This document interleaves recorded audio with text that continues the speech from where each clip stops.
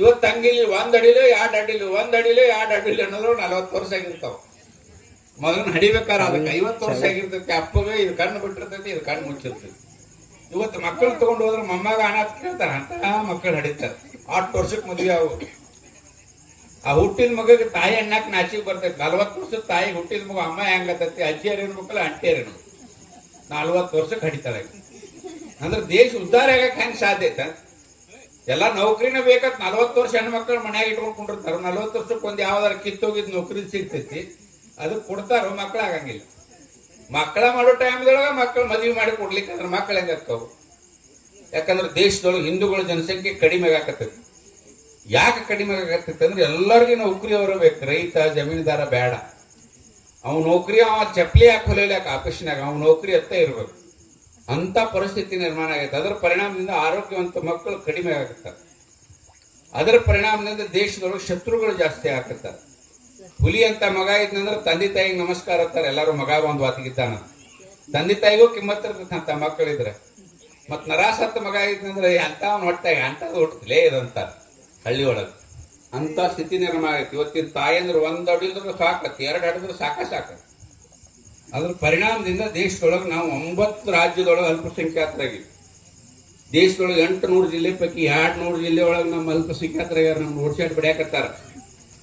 ಬಾಂಗ್ಲಾ ಅಂತ ರಾಜ್ಯದೊಳಗೆ ಮನೆಗೆ ಬಂದು ಹೋಗಿ ಹೆಣ್ಮಕ್ಳನ್ನ ತಗೊಂಡು ಹೊಂಟಾರೆ. ಯಾಕೆ ಹೊಂಟಾರ ಅಂದ್ರೆ ನಮ್ಮ ಸಂಖ್ಯೆ ಕಡಿಮೆ ಆಗತ್ತೈತಿ, ನಮಗೆ ಆಗದೆ ಇರೋರ ಸಂಖ್ಯೆ ಹೆಚ್ಚಾಗತ್ತೈತಿ. ನಾವು ಹಳ್ಳಿ ಒಳಗೆ ಇಲ್ಲಿ ಸೇಫ್ ಅದೇವು, ನಮಗೆ ಏನು ಅನ್ಸಂಗಿಲ್ಲ. ಗಡಿ ಒಳಗ ಒಟ್ಟು 1500 ತಾಲೂಕು, 6000 ತಾಲೂಕು ಪೈಕಿ 1500 ತಾಲೂಕು ಒಳಗೆ ನಾವು ಅಲ್ಪಸಂಖ್ಯಾತರಾಗಿ ಹೆಣ್ಣು ಮಕ್ಕಳನ್ನ ಎಳ್ಕೊಂಡು ಹೋಗ್ತಾರೆ ವಯಸ್ಸಿಗೆ ಬಂದವ್ರನ್ನ. ಯಾಕಂದ್ರೆ ನಮ್ಮ ಸಮಾಜನೇ ಇಲ್ಲ ರಿಯಾಕ್ಟ್ ಮಾಡಕ್. ಒಬ್ಬ ಮಗನ ಹಡಿತಾರೋ, ಅಮೆರಿಕದಾಗ ಇಲ್ಲೋ ಇಂಗ್ಲೆಂಡ್ನಾಗ ಇಲ್ಲೋ ಅಂತೇಳಿ ವಿಚಾರ ಮಾಡ್ತಾರೋ. ಇನ್ನೊಂದು 4 ಮಕ್ಕಳು ಆಡೋದು, ರೇಷನ್ ಅಕ್ಕಿ ಹಾಕಿದ್ರೆ ಮನಿ ಕಸ ಹೊಡಗಿದ್ರೆ ವರ್ಷದ ಪಗಾರ ಹೊಡ್ತೈತಿ. ಹಡಿಬೇಕಂತ ಅನ್ಸಂಗೆ ಇಲ್ಲ. 4-5 ಎಕರೆ ಜಮೀನು ಇರ್ತೈತಿ. 1 ಅಡಿಲು 2 ಅಡಿಲು 2 ಅಡಿಲು 1 ಅಡಿಲು ಹೆಣ್ಣು ಸಿಗೋದು ಅದು ಸಿಗೋದು 140 ವರ್ಷ ಆಗಿ ಮುದ್ದಕ್ಕಾಗಿ ಹೋಗ್ಬಿಟ್ಟಿರ್ತಾರೆ.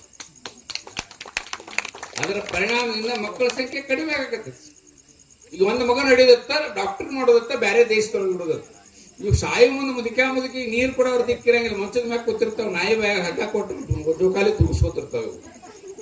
ಎಲ್ಲ ಹಡಿದಕ್ಕೆ ಮಾಡೋದಕ್ಕೆ ಹೊಲ ಮನೆ ಗಳಿಸೋದಕ್ಕೆ ಅಂತ ಕಾಶ್ಮೀರದೊಳಗೆ ಇದನ್ನ ಮಾಡಿದ್ರು. ವಾದ್ ಓಡಿಸಿದ್ರು. ಮುಸಲ್ಮಾನರೆಲ್ಲ ಕಸ್ಕೊಂಡು ಅವ್ರ ಹೊಲ ಮನೆ ಹೆಣ್ಣು ಮಕ್ಕಳನ್ನೆಲ್ಲ ಆಳಿದ್ರು. ಪಾಕಿಸ್ತಾನ ಹಂಗೆ ಆಗೈತೆ, ಬಾಂಗ್ಲಾ ಹಂಗಾಗೆ ಆಗೈತೆ, ಅಫ್ಘಾನಿಸ್ತಾನ ಹಂಗಾಗೆ ಆಗೈತೆ. ಇವೆಲ್ಲ ನಮ್ಮ ಸಂಖ್ಯೆ ಕಡಿಮೆ ಆದಾಗ ಒದ್ದೋದು ನಮ್ಮ ಆಸ್ತಿ ತಗೊಂಡ್ಕೆ ಹೊರಗೆ ಹಾಕಿದ್ದೆ ಇದೆಲ್ಲ. ಇವತ್ತು ನಮ್ಮ ದೇಶದೊಳಗೆ 200 ಜಿಲ್ಲೆ ಒಳಗೆ ಒದ್ದು ಹೊರಗೆ ಹಾಕಿ ತಯಾರಾಗ್ಯಾರ. 1500 ತಾಲೂಕು ಒಳಗೆ ಒದ್ದು ಹೊರಗೆ ಹಾಕಕ್ಕೆ ತಯಾರಾಗ್ಯಾರ.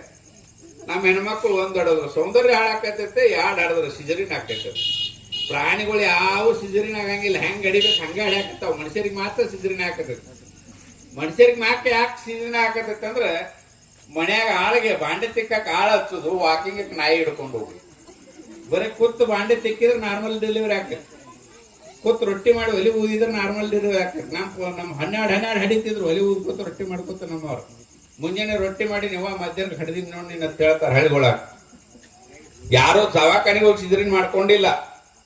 ಇವತ್ತು ನಾವು ಅತಿ ಸೂಕ್ಷ್ಮ ಅಂತಂದೀವಿ. ಸೂಕ್ಷ್ಮ ಎದಕ್ಕಿರ್ಬೇಕು? ಆರೋಗ್ಯಕ್ಕಿರ್ಬೇಕು. ಮಿನಿಮಮ್ 3 ಮಕ್ಕಳಿದ್ರೆ ದೇಶದೊಳಗೆ ಇನ್ನ 100 ವರ್ಷ ನಮ್ಮನ್ನ ಯಾರು ಏನು ಮಾಡಕ್ಕಾಗುದು.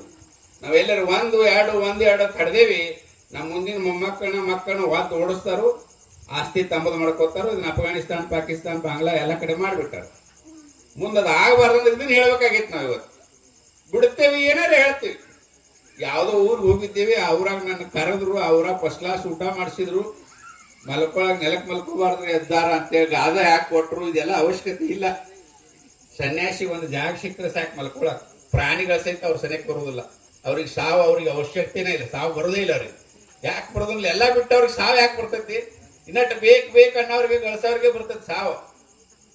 ನನಗೇನು ಬೇಡಪ್ಪ, ಎಲ್ಲಿ ನೆಲ ಸಿಗ್ತೈತೆ ಅದ ಸ್ವರ್ಗ ಅನ್ನೋ ಸಾವು